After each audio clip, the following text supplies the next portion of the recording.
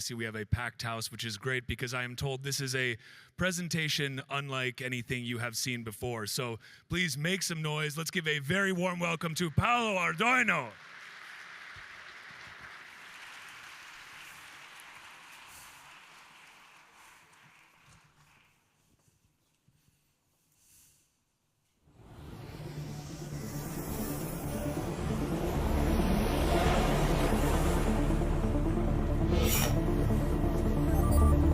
Hi, Jason. Mom's birthday today. Don't forget the flowers this time, yeah?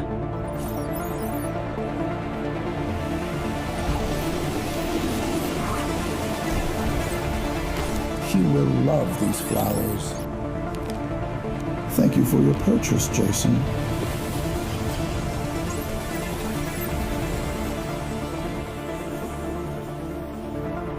Thank you, Jason. I love these flowers.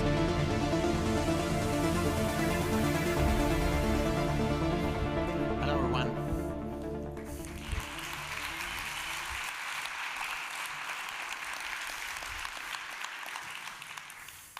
Good reminder, buy some flowers for your mom. So, this is a glimpse of how we think about the future at Tether. You have seen a city of the future, with people walking freely, using technology, not scary technology that they have on themselves. You have seen robots roaming in the streets, digital payments. You have seen light, you have seen hope, you have seen human interaction. That is the future that we need to build and we need to protect. So the reason of this, first of all, is one of the craziest, probably the craziest presentation I ever did, so if I mess it up, please don't be upset. It's because every single slide of this presentation will be a video that will introduce you how we think about technology. So I've been talking about building a stable society, building freedom. It's what Bitcoin is all about, but how we can do that through actionable steps, one thing after the other, from the technology standpoint, so that we can achieve that future, right? Because freedom and stability are very big words, but what that is mean and how we can make sure that it can happen. So if we think about it, we're trying to backtrace how we want to make it happen. We need to start from technology. So that is what we're trying to do at Tether, and this is how we imagine the technological stack of the future and what actually we are building today to make it happen. Let's start from what we are fighting against.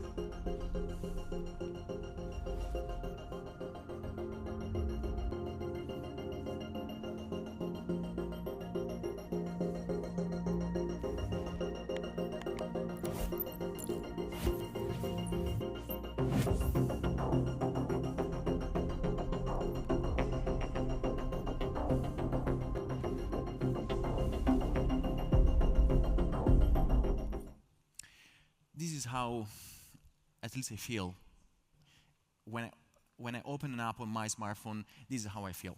You have all your apps on your smartphone are connected to these data centers. You don't own these data centers, you don't own your information, you are one of those humans that has a virtual wire to somewhere in the world you cannot pinpoint, within some walls owned by a company that will use the data you store within those walls to make money, to own your life, to own your intelligence, to own your most private thoughts.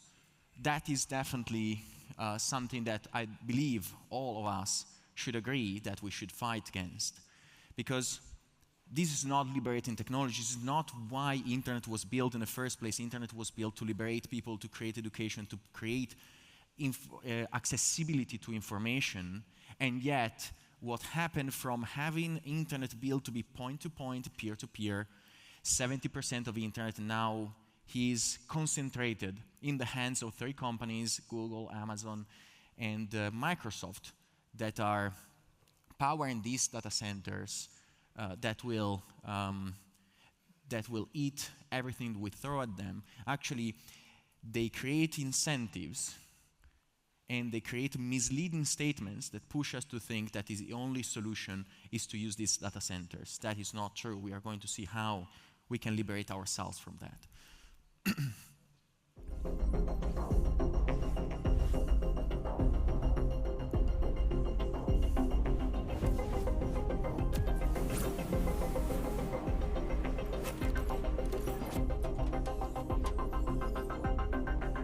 Transaction complete.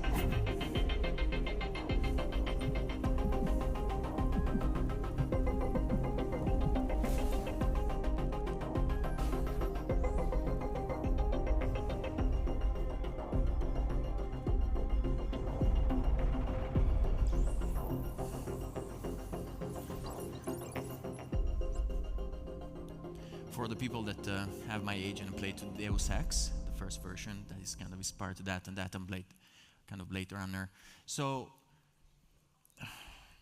we talk about peer-to-peer finance, peer-to-peer communications, peer-to-peer intelligence. There's also decentralized energy. We'll leave it that for another moment. But these three things are at the core of the liberation and freedom of the individuals, right? Freedom starts from the individual, then expands to the family, then expands to community, then expands to the town, then expands to the nation, right? So, but if we cannot capture the individual freedom, then we cannot build a stable society, we cannot build an actual free society. So, let's start to get deeper in the technology layers that will make this possible. So, we identified 4 layers of the stack. Intelligence, everyone talks about intelligence. If we want to build the best intelligence that works for the humans, I talked about QVAC yesterday. We had a big launch on QVAC. That is our open source local AI platform that runs on every device, runs on smartphones, runs on laptops, runs on embedded device. I was here before with Marcus from Blacker Neurotech. This QVAC AI platform can run also and power a brain-computer interface. But you cannot ever start from the AI part if you want actually to ingrain something in the fabric of the world to make it sure that is resilient and cannot be removed once it's there, because we want freedom to be ingrained in the fabric of the world. So in order to arrive to build the best AI layer in the world that is free and protecting humans, then we need to start from the bottom. The most important thing for achieving the end result is to have a connectivity layer that is hole punch.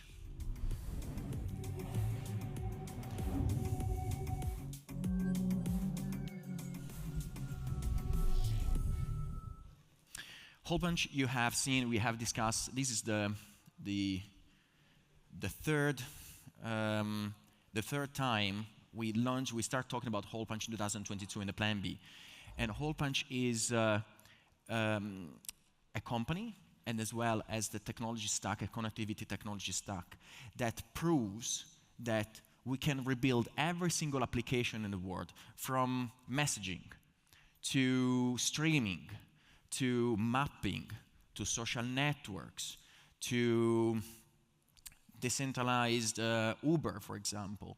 Anything we think about, like decentralized and peer-to-peer YouTube, with the hole punch, you can build a video streaming app where you can stream from your smartphone to 8 billion people in the world without any data center, almost without latency, and really without any cost. It's not magic, it's not even rocket science. It's how internet was designed. Yet, again, the incentives of the world push towards centralization, because without centralization, there cannot be walled garden, and without walled garden, big tech companies cannot make money. So in order to solve and to get to the top of the stack, we have first to create something that was so capillary, so precise, with full encryption, that would allow to connect device to device, bypassing any sort of point of centralization. With hole punch technology, you can build apps that cannot be stopped, cannot be censored, cannot be taken down.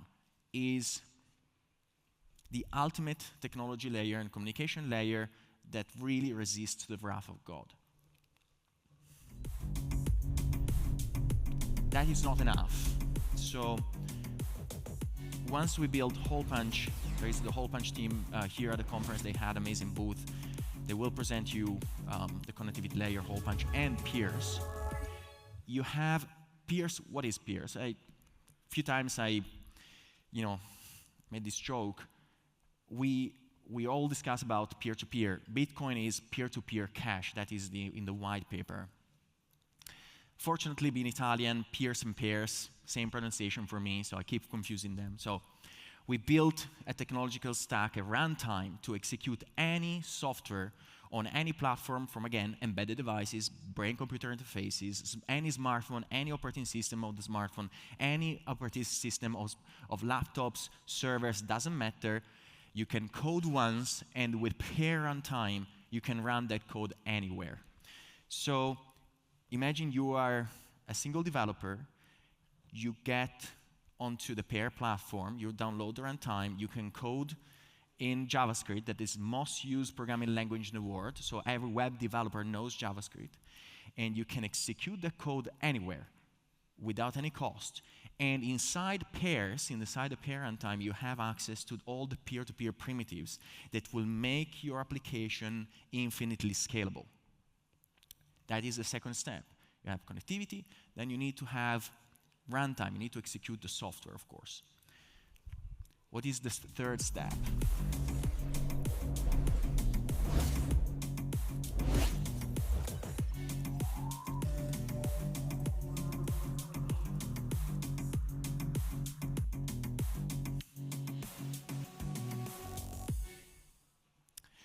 Finance layer.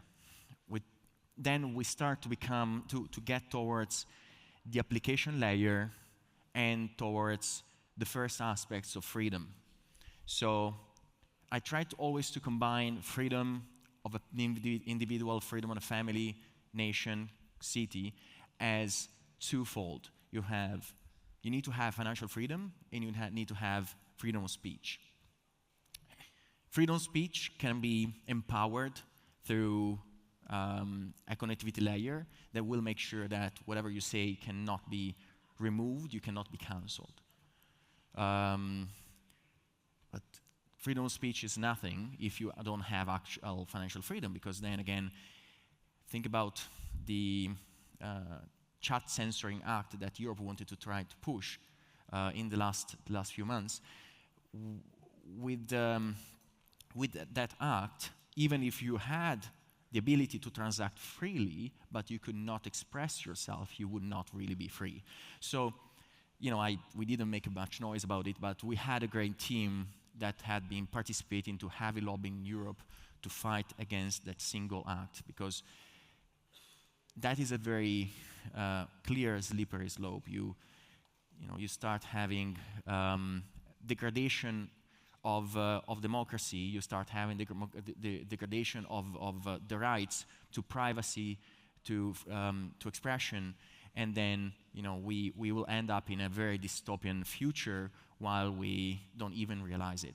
So then, while we discuss about freedom of speech, then what is financial freedom and how we can achieve financial freedom? So recently, last Friday, we launched WDK, that stands for Wallet Development Kit. We thought a lot about Tether. So in Tether, we thought a lot about how we can keep building and providing infrastructure. Some of our competitors built blockchains. So they released their own blockchain, as that was a smart idea to trying to create additional products for their stack. But reality is that there is Bitcoin, and all the other blockchains to me are a commodity. So we didn't care to build yet another blockchain. It was completely pointless. But what we could create so that we could empower every single individual, every single company, even an AI agent, every single AI agent, to have access to their own money, to be in control of their own money, to have self-custody, to have the ability to transact freely in real time with an almost infinite scalability. And that was, the answer was WDK. So we released an open source payment layer and wallet layer, fully self-custodial, that would be compatible with, is compatible with Bitcoin, supports Lightning through Spark. We are looking at supporting soon other things like RGB, like Taproot assets, supports all the blockchains that USDT, USAT, and Tether Gold are supporting. So now you finally have a layer that is so tiny, a financial layer that is so tiny, but is so powerful because it embeds within itself the ability to create your own seed, to create your own wallet, to have that wallet being able to interact with the rest of the world, with today 500 million people already, and in the future with 3 billion people, 4 billion people, and potentially 1 trillion of AI agents. So if we want to remember the first video of the presentation, if we want to get to that future that is harmony, is stability, but stability with technology, then because technology will never go away, so we need to master it rather than have been subject to technology. Then we need to make sure that technology will not end up, and technology or big tech will not end up controlling our own money. That's why distributing this wallet layer is fundamental. So this wallet layer is built with peer-to-peer connectivity inside, so hole punch, is built and very compatible and scalable through the pairs runtime. So now you start seeing, we had first to create the connectivity layer, then we had to build the runtime in order to create the most resilient, scalable, free transactional layer and transactional technology and wallet technology in the world. Then where we go from here, then that is the ultimate goal.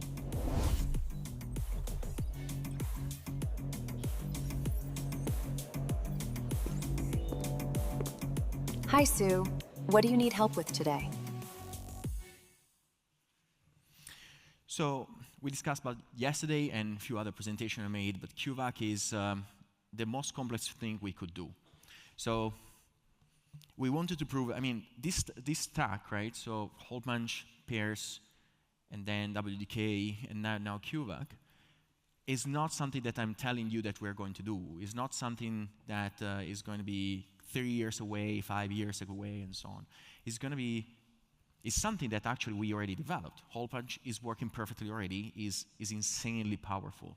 Pairs is there, it's so easy to use, documentation will improve and so on, but it's already there. WDK, we just launched it, the first version, so it's already there. QVAC was launched yesterday. We can prove, so all this to prove that all the lies that we were told about the centralization, necessity of centralization of technology could be easily dismantled through actionable steps and actionable proofs. What I described is not even rocket science. No, it's not like, oh, Tether is doing it because, I think our guys are great, they're insanely capable. But so humanity is trying to go to Mars, and so that is a very complex thing, if you think about it. What I'm describing here should be almost low-hanging fruit for all of us, for companies. So everyone should really look at this stack and think, well, why the hell never happened before? And it didn't happen before, again, because throughout the last 30 years, society has always been peer-to-peer. So the entire concept of society is that we are people, and we always met around the fire, around the table. We talked, and we created groups, we created communities, we created cities, and then that was part of the natural evolution of a society. But in the last 30 years, for the last 30 years was the first time that society had intermediaries for thought, for dialogue, and for financial interaction, because also before 30 years ago, everyone was using cash. So we are changing, in the last 30 years, we changed completely the way people interact. We added filters to society. And that is, I think, is very scary. And if we continue to do that, we don't know. It's will be very hard for us to predict the outcome of adding these filters. Because while we know that for 5,000 years, society could evolve and become very beautiful, very diverse, and great, and very smart, what if we add these filters? How we can predict that the future will be better and we will continue to go towards a nicer direction? So that's why these 3 layers I described are actually have the culmination in the last layer, that is the intelligence layer. Because I make always this example, right? When I grew up in the 80s, 1984, I was born, and then I went to the elementary school and secondary school. And my teacher was pushing me to never use the calculator and to do all the calculations in my mind. I could do sums, divisions, subtractions, all in my mind, right? It's not rocket science, but that we couldn't use the Casio calculator because that was kind of an atrophization of our brain. Like, imagine what a simple calculator and the usage of calculator. Today, I meet people that even for simple sums, they need to use a calculator. So imagine the effect that a simple calculator had on our brain with the inability to do calculations. So it pushed towards the inability to do calculations. So imagine what an AI assistant could do to our ability to innovate and think and have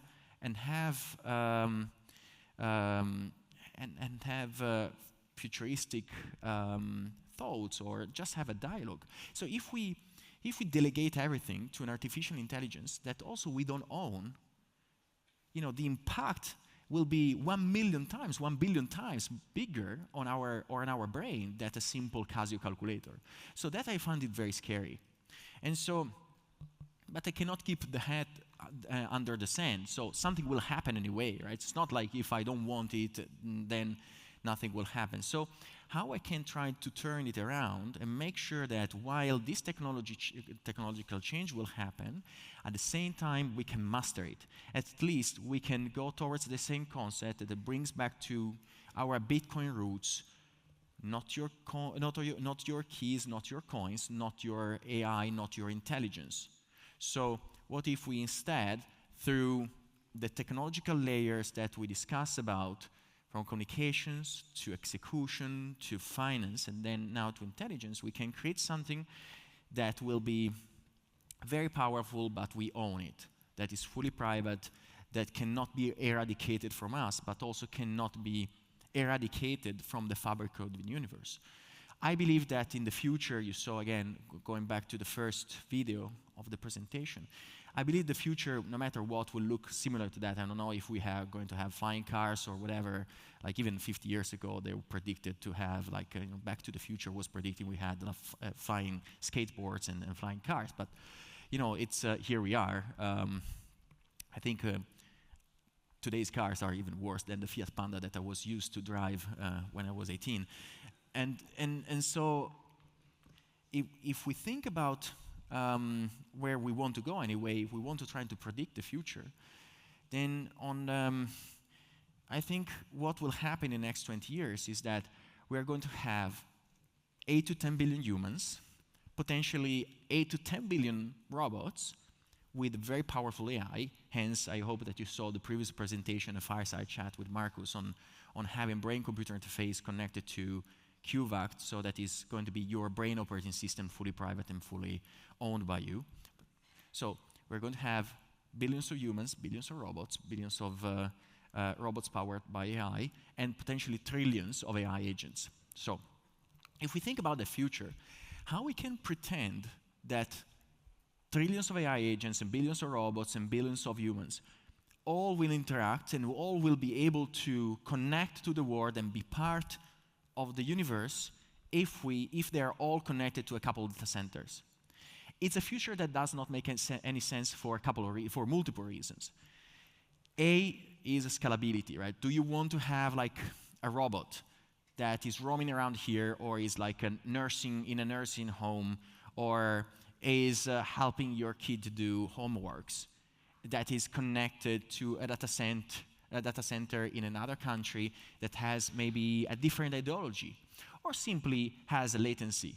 So you want that for a little bit of, latency, just to say, is the time for a packet, the data packet, to go from a certain point to another point. And the limitation factor there is the speed of light. That is an unbreakable, at least for the moment, physics concept and constraint. So if you have a robot helping your house in Lugano and is connected to a data center in Ireland or in New York, it will take 100, 200 milliseconds for the information just to transact, to move from Lugano to New York, for example, come back. 200 milliseconds in enormous are an eternity if you have to prevent something going wrong. So you really want that to be the case for 8, 10 billion robots? And even if, let's say that would work very well, what if all these robots would be connected to a data center owned by one big tech company that could then decide what is right, what is wrong? I think that is going to be very scary. So, and also if then the company was, let's say that the big tech company was not evil. I know a company that started saying, I'm not be evil, and then remove that from the website. So the problem is that sometimes power will be so embedded and rooted within a company that then it's very hard to not become evil. That's one of the reasons why we are open sourcing all this stuff, because I think a lot about is how we can build technology that even if I become evil or Teta becomes evil, will continue to protect the world and will continue to work without the possibility that even ourselves can stop it, right? So that is very dear to me, that concept. So anyway, it will be very impractical that all self-driving cars will be connected to a data center, all robots, or all smart fridges, all smart appliances will be connected to a data center. We are going to live in a future where even potentially a light bulb in the street will have a small AI that will predict what is the best amount of electricity to absorb from the grid in any moment in time to optimize the energy consumption. And that local AI needs to be local. That AI needs to be local, cannot be connected to a data center in Mountain View or whatever, right? Physics will prevent, in one way or another, that if we're going to live in an AI heavy world, centralization will be a factor. They will try. That is exactly the direction we are going in. But if we continue in that direction, something will go very wrong, and then the world will see that decentralization of AI and local AI is going to be the only solution. Something going very wrong means maybe a lot of people will die, simply because you saw what happened with AWS a few days ago, a couple of weeks ago, 1 week ago. And one thing is if you have like some computers, if you cannot watch Instagram for 10 minutes, is not problematic. But if every single smart driving car or robot is connected to that AWS region, and that goes down, I think it's going to becoming a big problem. So I think these are the 4 technological layers of freedom. The first 3 are open source. We are going to open source the 4th, the intelligence layer, later this year or in January. We are polishing, making the documentation. We are ensuring safety and all that. But I wanted to guide you through our train of thoughts on how we can all get there and empower and horde of developers and people to actually start working to liberate all the others, building application with the same user experience, with the same intelligence, with the same ability to transact with the world, because again, these AI agents can have a WDK wallet that is a self-custodial wallet. I want my smart car or smart fridge to pop up a QR code. I can scan it, and I can give them, some sats or some dollars so that they can go, the car can go and recharge itself while I'm at work. But that is my money with my stuff, with my car, with my fridge, and my light bulb, and my intelligence. So that is how it should be. That is one stack that solves basically all the world interactions, and starts today, is not starting 20 years. So to summarize, again, I want to show the connectivity, software layer, finance layer, and intelligence. And I want to finish this this rambling of mine with the next with the next part, that is a little bit of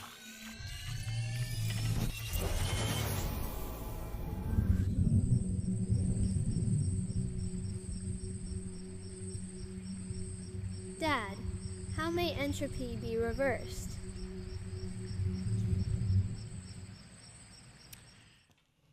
I'm a sci-fi nerd, so this is taken from my preferred short novel of Isaac Asimov. It's called The Last Question. And that is very interesting to me because it's is like 8-9 pages. And so I recommend everyone to read it. And it's actually the summarization of, it goes from the 1950s. The book, the short novel, was written in 1956, and describes, in a very short amount of text, describes the evolution of artificial intelligence through the centuries and to the millennia, and then to the millions of years, through the end of the universe, trying to respond to one single question. That is the last question, so I'm going to spoiler it to you. That is, how may entropy be reversed? Entropy is chaos, and is something that that is really rooted in the universe. And the most complex question is actually, if we could solve that question, how we can reverse entropy. So is how we can stop the universe from decaying. But in a small environment like the Earth, how may entropy be reversed? Means how we can bring stability to a society that is going towards chaos and towards darkness. I hope you enjoyed the speech. I hope that you enjoyed the conference. I thank you very much. I see that there are many people here, and I hope that you can go around, have a nice meal now, and go around the booths and have some fun. Thank you.